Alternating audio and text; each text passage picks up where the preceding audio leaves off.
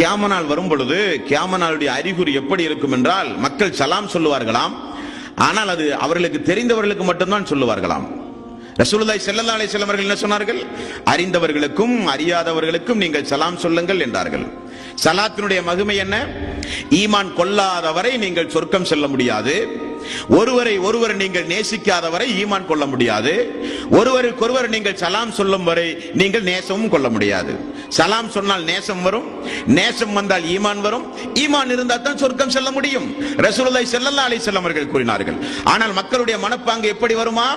தங்களுக்கு விருப்பமானவர்களுக்கு மட்டும் சலாம் சொல்லுவார்கள், பாவப்பட்ட மக்களை கண்டு கூட அவர்கள் பார்க்க மாட்டார்கள்.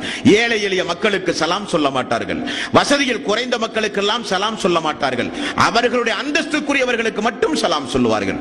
அந்தஸ்துக்குரியவர்கள் மட்டும் நோய்வாய்ப்பட்டால் போய் பார்ப்பார்கள். ஏழை எளிய மக்கள் வீட்டுக்கு பக்கத்தில் உண்ண உணவில்லாமல் பட்டினி கிடந்து பசியும் பசியுமாக இருந்து தீராத நோயில் அண்டை வீட்டிலே ஒரு பரம ஏழை இருப்பான், அவனை எல்லாம் பார்ப்பதற்கு மக்கள் தயாராக இல்லை.